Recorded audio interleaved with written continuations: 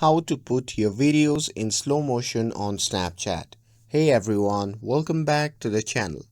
In today's video, I'm going to show you how you can put your videos in slow motion on Snapchat. So now without further ado, let's get started. So first thing first, open the Snapchat app on your phone. And once you have opened the app, simply record a video like you normally would. And once it's recorded, you can see the snail icon at the right side of the screen. That's a slow-mo filter. So just tap on it and your video will now play in slow motion. And that's it. Super easy, right?